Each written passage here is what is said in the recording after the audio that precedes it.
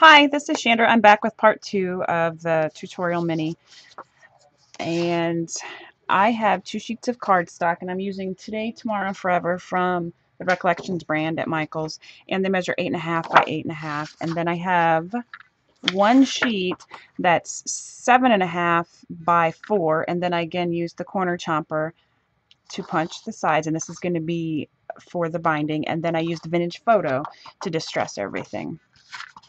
So again, my covers are 6.5 by 6.5, and I have 2 of those. I have one spine that's 2 by 6.5, and then I have a piece of tyvek that is 6.5 by 5. And how I get my tyvek is I just ask people at work to save the envelopes for me. So like this one still has the label on it, but that's going to be on the inside, so you're not going to see it at all.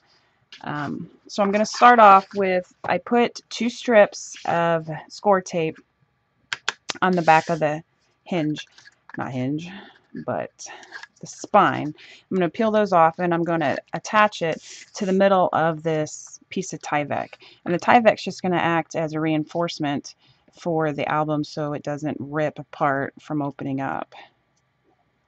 And I'm just putting that in the middle. And then I have already placed score tape along each side of the tyvek here, and I'm going to peel it off, and I'm going to attach one of the front or the back cover, whichever one, and I attached a piece of score tape there. So I'm going to peel that off, and I'm going to attach it about 1/4 of an inch away from the spine. I'm going to line up the top and the bottom as best as I can. It doesn't have to be exactly 1/4 of an inch, but you don't want it to be too close, but then again you don't want it to be too far, so 1/4 of an inch is what's best, I find. I'm going to do the same thing on the other side, and this is just creating the chipboard cover that we're going to then cover with this patterned paper that I cut out. So I'm going to flip it over so the tyvek side is facing me, and then I'm going to use, I use my ATG just to apply score tape, or not score tape, but tape to the middle of the page so that the cover, whoa, having a mess, always with this thing. I'm just applying it to the front of the cover so that the paper doesn't buckle up or bubble up in the middle. Sorry about that. You can apply it around the edges of it too. And it doesn't have to be score tape on the front of the cover, because once you wrap the cardstock over the cover, it's really not going to go anywhere, you know? And I'm going to use the score tape on the inside of the cover. And I don't know what is wrong with this roll. It just keeps on popping up. Can't wait for it to be gone so I don't have to mess with it. Maybe I need a new gun. Maybe its mechanisms are all old. It squeaks like it's really old. So I wanted this page to be my front, and I know that when I wrap it, it's going to miss, you know, this part's going to cover a little bit of this, and I'm okay with that. So I'm just going to try to put it on there. I'm lining up the sides with the lines on my mat, just so I know how far across I have to go past, because you want it to at least be 3/4 of an inch all around to wrap. And so I'm just going to try to eyeball and use my fingers to get that distance away from the edge of the book. And then I'm just going to put it down. When I flip it over, I'm going to fold it up, but then I'm going to use my bone folder to press against the chipboard. And I fold it completely over so that I can put crease marks in there. Again, I'm going to fold up and then press with my bone folder to get it as close as I can. Oh man. I'm going to see if I can do that a little bit better. I kind of wanted that saying at least partway on the actual cover. So I'm going to see if I can wrap it with just 1/2 inch instead of, and it's going to be all right. I can just kind of press those score lines out. Now, do the same thing all over again. And I'm making the lines because that's where I'm going to miter my corners. Some people, you know, use the mitering tool, but I follow my corners. So I don't want to cut too close to the actual chipboard, or else it, you know, when you wrap it, it'll show a little piece of the chipboard. So what I'm doing is I'm just cutting at an angle from the score lines that I made, and I'm leaving about 1/8 of an inch on the points of the cover. And now what I'm going to do is I'm going to apply the score tape to the patterned paper, not the album. And that way when I wrap it over, it sticks good. So I'm doing the front cover first, and then I'll do the back cover, and then I'll put the spine on there. So I'm just taking off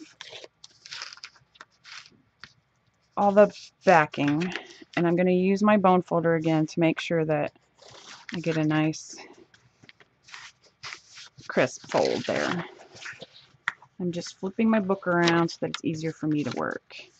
So I do the longest sides first and then the short side, so that when I do it, it makes a nice mitered corner there in the cover.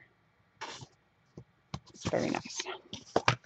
Then I'm going to fold it so I can see my fold marks. Should have put some tape there.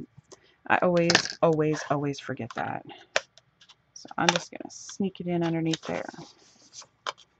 It's going to be covered with the spine piece that I picked out, the blue piece, but just to make sure that it stays. So we're going to do the exact same thing on the back cover. So I'm going to apply some ATG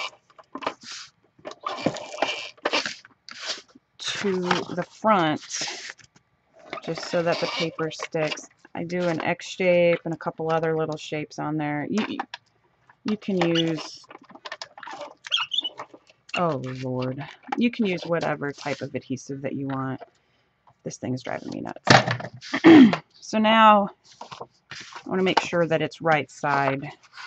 I don't know how many albums that I've made where I've attached the covers wrong. I don't really like this. I'm trying to match up this line right here, so there we go. Again, I'm going to fold it, crease it. Let me see if I can get in there better. There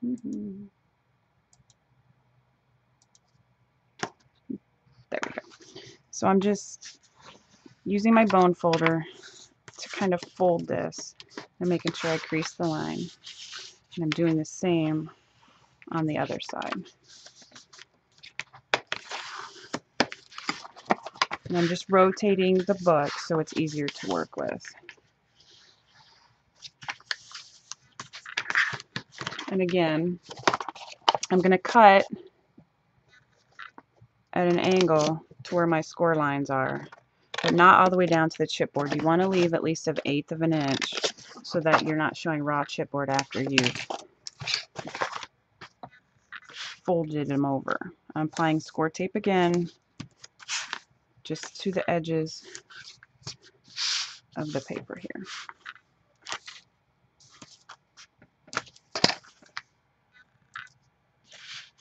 I'm going to fold again, remove the score tape, and put it down.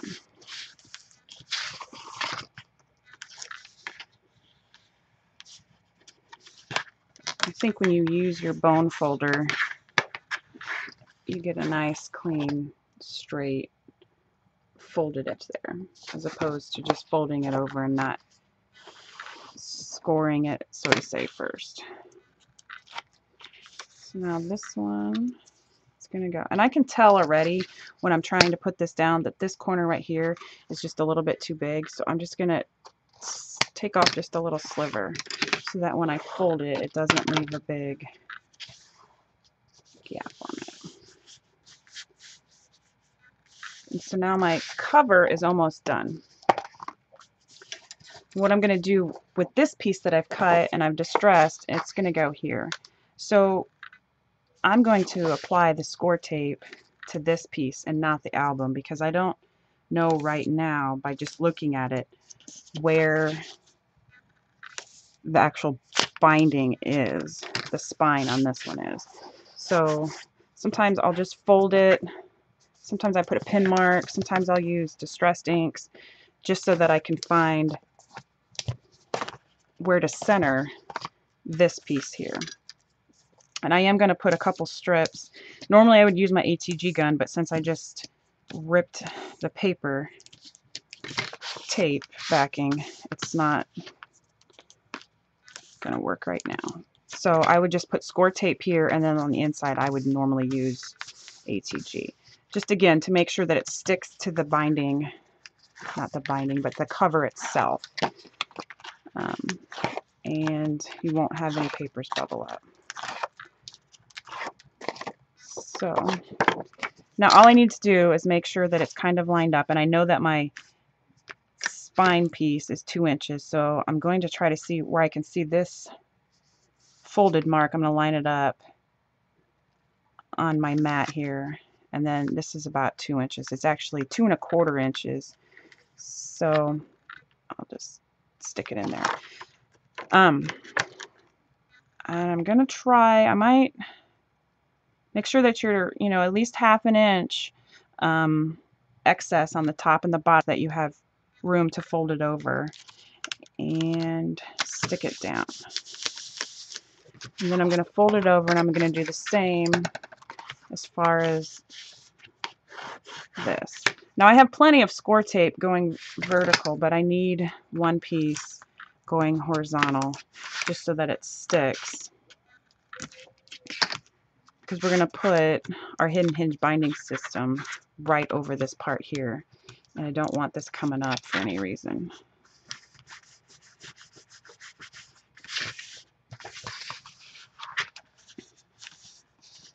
I hope my camera's keeping up with me. Sometimes it like sticks on a place and I'll be talking, and next thing I know, what I was trying to show didn't show, and I don't know how to edit, so I'm going through these with one pass. Don't fold your cover more than 45 degrees or else your paper is going to crack. So treat it just like you would a normal book. This back has a little bit more on the back than it does the front, but that's okay because that's how I wanted it. I didn't want to cover too much of this front design here. So now I'm going to attach the hidden hinge to the inside of my spine. And I'm going to, the only size score tape that I have right now is the 1/4 inch. So I'm just going to apply it generously to the back side of this hinge. And I'm going to put it on each of the flaps. If you had bigger score tape, you can certainly use that. You don't have to put it on every single gusset here. I'm just doing every other one. It'll stay fine. You don't need to cover the whole piece unless you want to. I never cover any of mine, and mine haven't come apart yet. So, almost done with this. And so I try to, again, get a feeling of where the actual spine is so that it's even, the hinge system is even on the spine itself, because I don't want like 1/2 inch gap over here and then it not being right. So I'm going to center it from top to bottom and use these creases here to try to put it in the middle of the spine. Oops. I think that's about good. And so I'm kind of pulling it out just a little bit, stretching it out a little bit, so that when it lays down in there that each of these gussets is completely full. I don't want them buckling up on each other. And then again, I'm going to fold it. So we added that layer of cardstock there. We're going to need to reinforce the folds there. Don't press too hard when you're doing this part because it can rip your cardstock. And so that's the cover. And now I'm just going to attach the pages. I've already applied my score tape to the hinges, so I'm going to peel off both sides. Let me get back down in here. I'm going to peel off both sides of the score tape. Make sure I got the front. My book's right side up. This flap is the first flap, so I'm going to open it up again and stick this little flap inside my actual album page. Whoops. I mitered one side but not the other on this hinge. You want to miter both sides. It's always something. I noticed it when I got it on the book, so it's a little bit harder to miter your corners when it's on the book. So make sure you follow Kathy's tutorial on how to do her hidden hinge so you don't get this messed up here.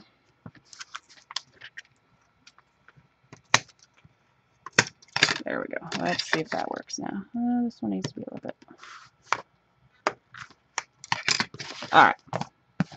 So again, I'm making sure my album is going in the right direction. This flap needs to be on the left, so I'm going to open up the page. I'm sorry, right. I know my left from my right. I just forget.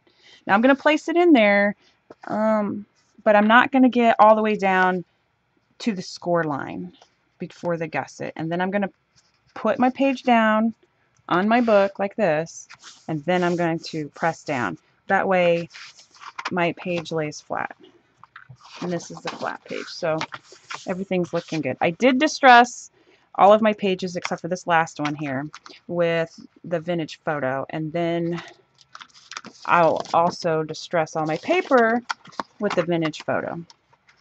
Again, I'm just sticking the little flap inside the base page, laying it down, and then putting it down, because that way my pages will lay flat, except for the flap, who doesn't listen to me anyway. So, and then you just do that for the whole album. Since my covers are 6.5 by 6.5, what I'll do is I'll cut 2 pieces of patterned paper at 6 1/4 by 6 1/4 to cover the inside of my album, and then I will decorate my pages.